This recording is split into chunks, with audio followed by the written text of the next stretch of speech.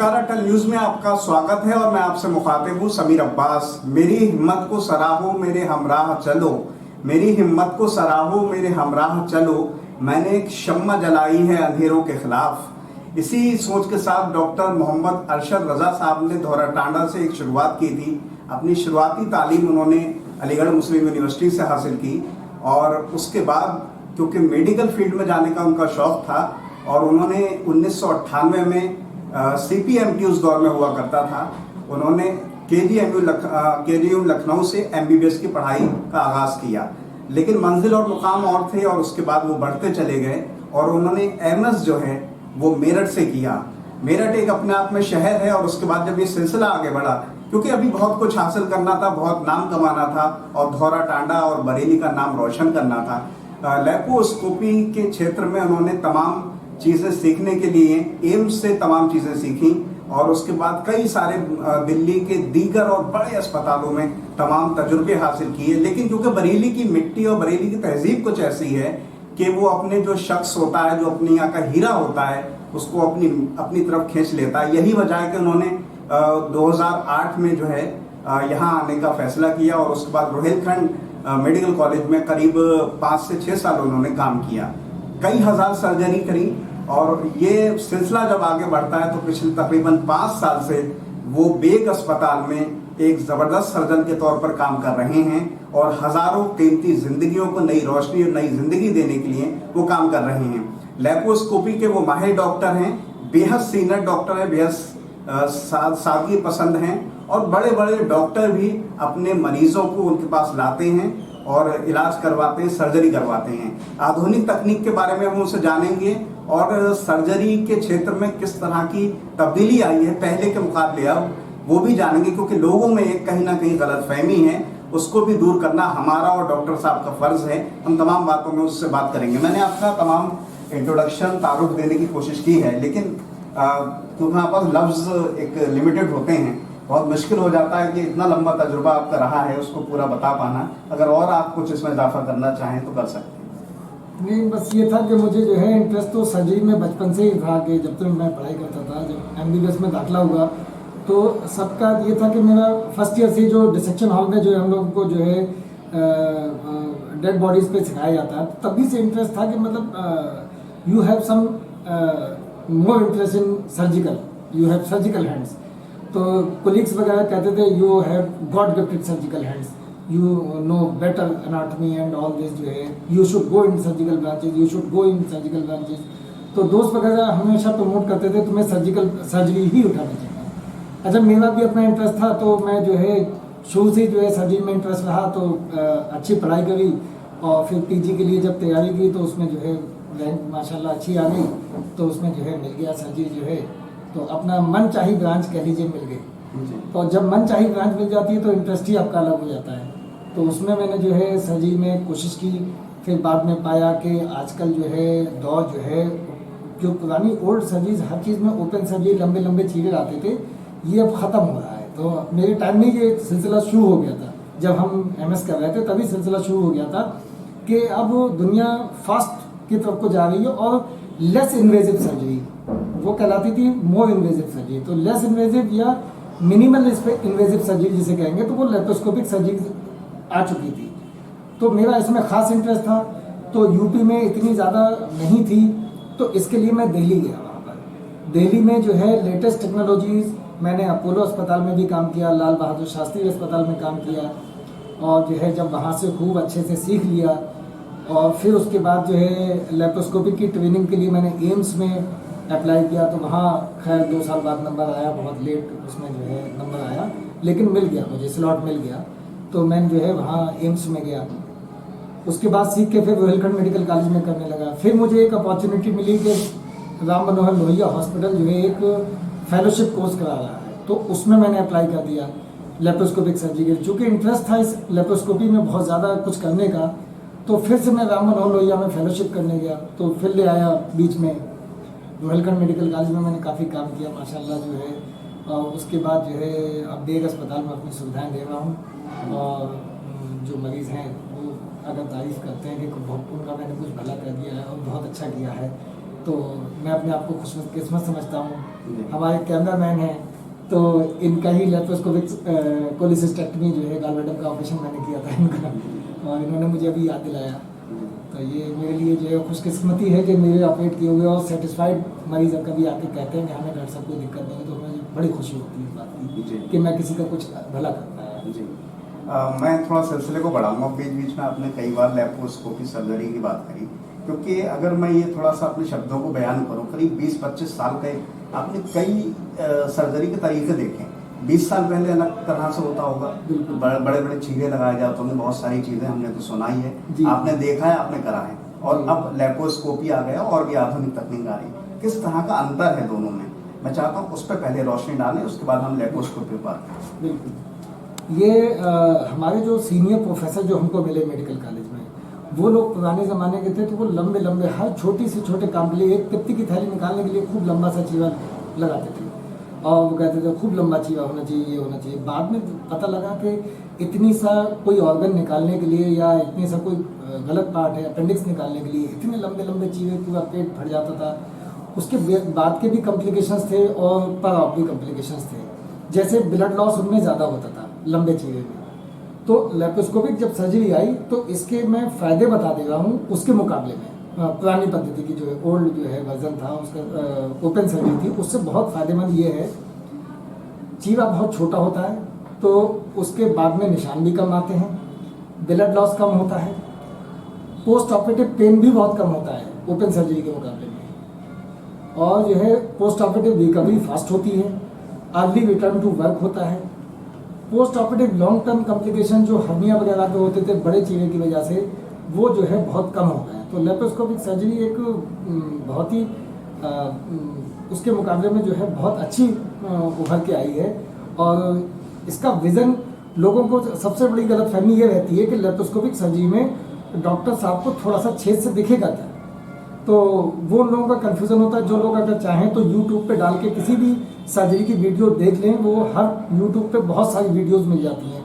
जैसे कोई आप अपनी अपेंडिक्स की सर्जरी कराना चाहता है, तो वो एक उदाहरण के तौर पे लेप्रोस्कोपिक अपेंडिसेक्टमी की एक वीडियो यूट्यूब पे देख ले आने से पहले, वो देखे कि जब लेप्रोस्कोप बीच में अंदर जाता है तो पेट में जितना आप ओपन सर्जरी में नहीं देख सकते, उससे ज़्यादा आप लेप्रोस्कोपिक सर्जरी में लेप्रोस्कोप को चारों तरफ घुमा के देख सकते हैं पेट को। तो ये गलतफहमी बहुत ज़्यादा होती है लोगों को कि लेप्रोस्कोपिक सर्जरी में सर्जन को कम दिखता होगा। उसमें लाइट सोर्स होता है, लाइट पड़ती है पेट के अंदर, खूब रोशनी होती है, खूब अच्छे से दिखता है। इंस्ट्रूमेंट्स इतने ज़्यादा एडवांस हो चुके हैं कि पित्त की थैली में लोगों की शिकायत रहती है कि साहब स्टोन गिर गया तो आप क्या करेंगे। तो स्टोन अगर गिर गया तो उसको उठाने के लिए इंस्ट्रूमेंट्स होते हैं, अगर उसमें से पित्त फैल गया तो उसको भी सूंघने के लिए जो है हमारे पास सक्शन पंप होता है, सक्शन होता है।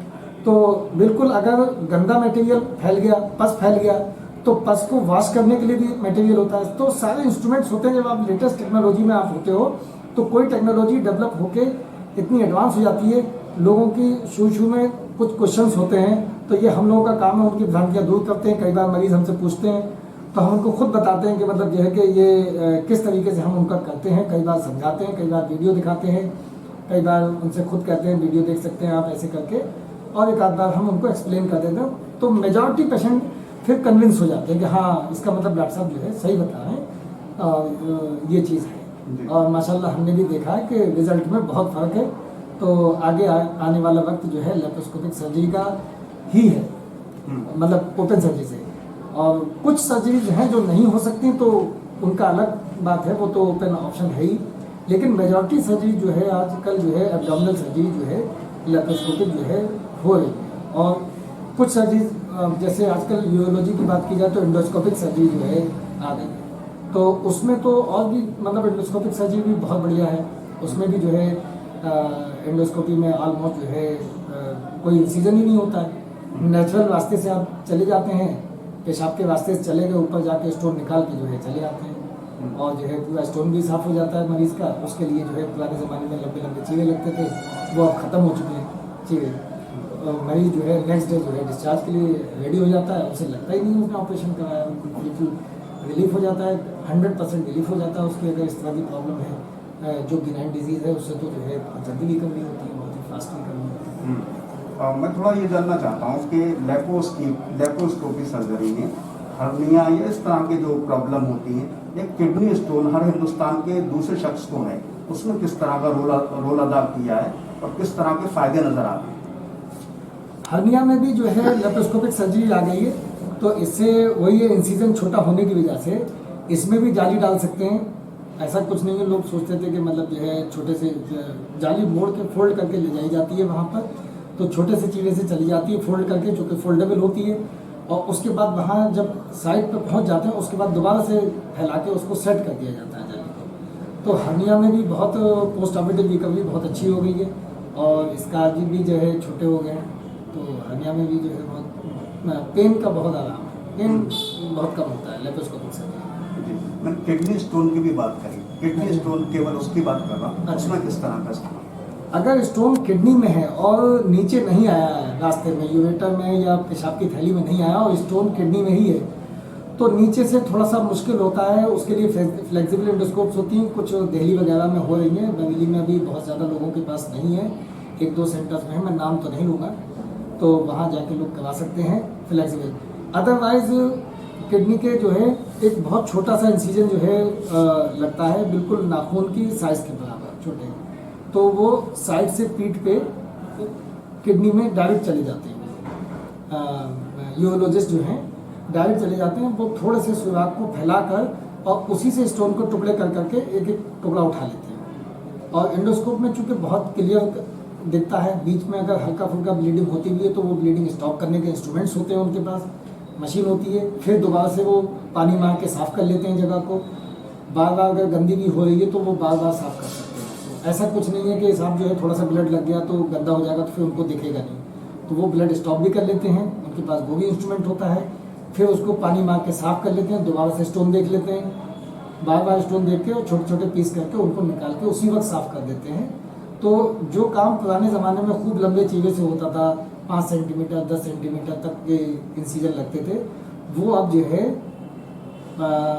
1 सेंटीमीटर, और अब नया जो आया है वो 3 मिलीमीटर तक के इंसीजन से किडनी का स्टोन साफ किया जा सकता है। जी, मैं एक सवाल ये जानना चाहता हूँ, पेट की बहुत सारी सर्जरी होती है, पहले के दौर में बड़ी मुश्किल हो जाती थी, हर कोई घबराने लगता था, अब आधुनिक तकनीक आ गई, लेप्रोस्कोपी के जरिए से और तमाम किस तरह से की जाती है? और क्योंकि लोगों में सर्जरी का नाम सुन के एक डर का माहौल पैदा हो जाता है, जो आम जुबान में खासतौर से गाँव में, ग्रामीण इलाकों में ज़्यादा है, तो किस तरह से आप लोग दूर करते हैं? और पेट की सर्जरी जो लेप्रोस्कोपी से होती है उस पर भी चाहता हूँ रोशनी।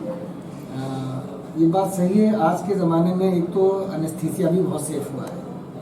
पहले ज़माने में एनेस्थीसिया बहुत ही क्रूड टाइप का था, फिर और इम्प्रूवमेंट हुआ, तो तब भी जो है एनेस्थीसिया के इफेक्ट भी हम देखते थे, हम छोटे थे सुनते थे कि दोपहर सुबह में ऑपरेशन हुआ शाम तक होश आया, तो अब ये एनेस्थीसिया बहुत पुराना हो गया, शाम तक होश आया। अब तो मरीज को जो है ऑपरेशन ख़त्म होते ही जगह दिया जाता है, उतनी देर का एनेस्थीसिया दिया जाता है जितनी देर सर्जरी चलती है, और एनेस्थीसिया में बहुत सेफ ड्रग्स आ चुकी हैं। तो एनेस्थीसिया के भी कुछ प्रॉब्लम्स थी पहले, और वो सब चीज़ कंट्रोल करते हुए चलते हैं, बीपी कंट्रोल करते हैं, पल्स कंट्रोल करते हैं। एक एनेस्थेटिस्ट जो है जिस वक्त सर्जन ऑपरेशन में लगा होता है तो एनेस्थीसिया वाला पूरी देख रेख कर रहा होता है, मरीज को घबराने की ज़रूरत नहीं है। 2 डॉक्टर होते हैं एटलीस्ट, फिर उनके हेल्पिंग हैंड्स होते हैं ओटी में। मरीज ये ना समझे कि एक ही डॉक्टर है, जब वो ऑपरेशन कर रहा होगा तो कौन देखेगा मरीज को। एनेस्थेटिस्ट लगातार जब तक बैठा रहता है, जब तक जो है सर्जरी पूरी ख़त्म होकर सर्जन खाली नहीं हो जाता है, तो एनेस्थीसिया सेफ हुई। फिर सर्जरी में हमारे इंस्ट्रूमेंट्स बहुत अच्छे आए, कॉटरी मशीन आई, जहाँ सा भी कहीं पर ब्लीडर या ब्लीडिंग की संभावना होती है हम उससे रोक लेते हैं, कहीं पर बांध देते हैं, जो भी हैं कई टेक्निक है ब्लीडिंग रोकने की या करने की। तो आज के ज़माने में इंस्ट्रूमेंट्स अच्छे होने की वजह से तो हम लोग जो है बहुत सेफ सर्जरी कर रहे हैं। ब्लड लॉस वगैरह की प्रॉब्लम पहले काफ़ी हुआ करती थी, तो जो अब जो है बहुत हद तक सॉल्व हो गई हैं। और लेप्रोस्कोपी में जो है, चूँकि मैंने बताया पोस्ट ऑपरेटिव में जो है रिकवरी में बहुत अच्छा है और पेन कम है। पुराने ज़माने में यही होता था, बड़ा इंसिजन हो जाता था, उसकी वजह से पोस्ट ऑपरेटिव में उसको जो है एनेस्थीसिया की दवाओं की वजह से उल्टियाँ बहुत ज़्यादा आ रही हैं, कि पेन बहुत ज़्यादा हो रहा है, तो वो बहुत कम हो गया है ये सब जो है। हालांकि वंस इन ए व्हाइल तो किसी को हो सकता है, लेकिन उसके लिए फिर हमारे पास मेडिसिन हैं, हम लोग उनको जो है मेडिसिन से कवर करते हैं, कोशिश करते हैं कि मरीज को कम से कम तकलीफ हो और रिकवरी फास्ट हो। जी, मैं आखिरी के 2 सवाल हैं हमारे। किस तरह का कोई पैगाम, कोई मैसेज देना चाहते हैं लोगों को सर्जरी के क्षेत्र में, क्योंकि आपके इन्हीं हाथों ने हज़ारों लाखों सर्जरी करी है। क्योंकि लोगों में अभी भी खासतौर से हिंदुस्तान, क्योंकि 60% 70% आज भी गाँव में ऐसे लोग हैं, थोड़ा सा पढ़े लिखे भी नहीं है, समझदारी नहीं है, डर रहता है, उसकी वजह से वो सर्जरी लेट करवाते हैं, परेशान हो जाते हैं, फिर ज़िंदगी और मौत की बात आ जाती है। तो एक उसको लेकर एक पैगाम दीजिए, और किस तरह की और आधुनिक तकनीक आने की उम्मीद है, उस पर भी थोड़ा सा रोशनी।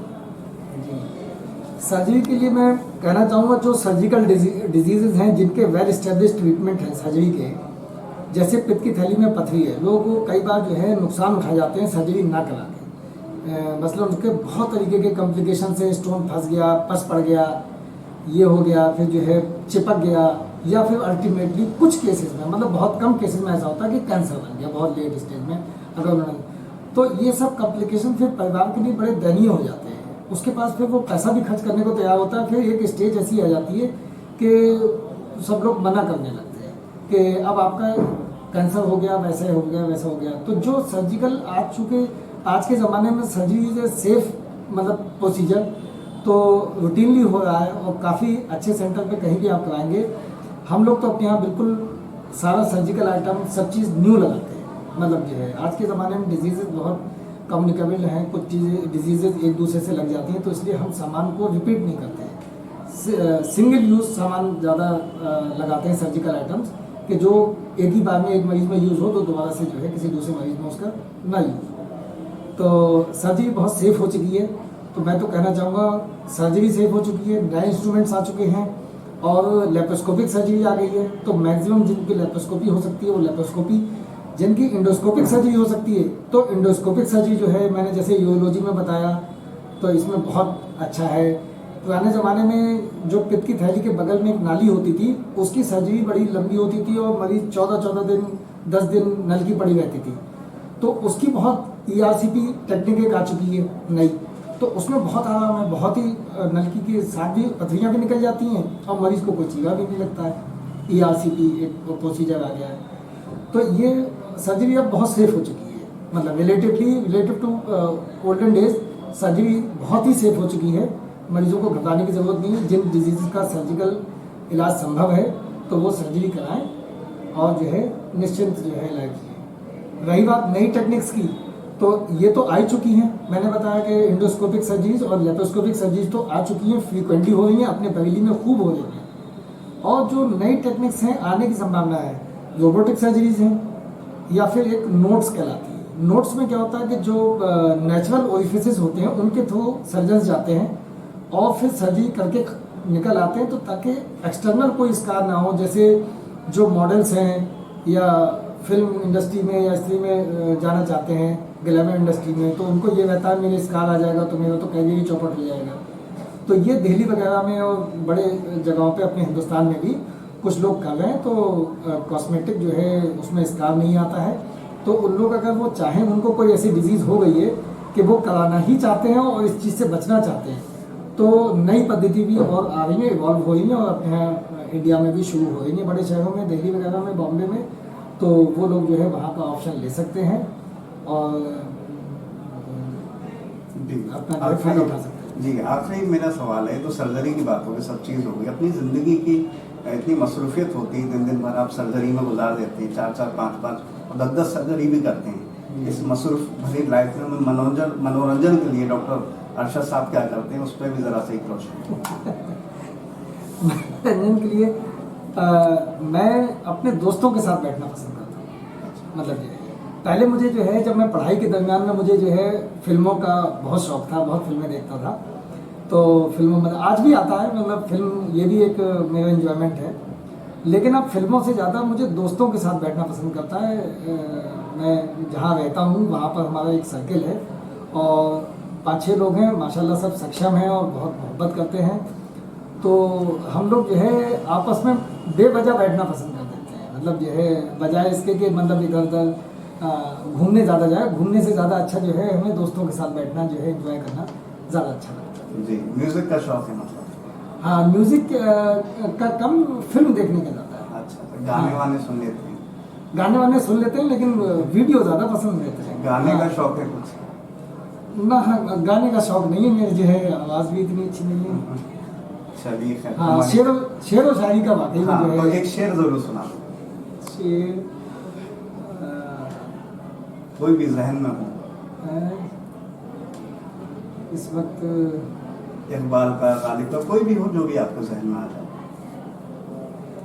अच्छा, तो इकबाल का एक शेर है जी कि गिरते हैं शहसवार ही मैदान जंग में, वो तिफ्ल क्या करेंगे जो घुटनों पर चले। जी, ये बहुत पसंद है। जी, हमारी बहुत सारी शुभकामनाएं हैं, बहुत बहुत शुक्रिया।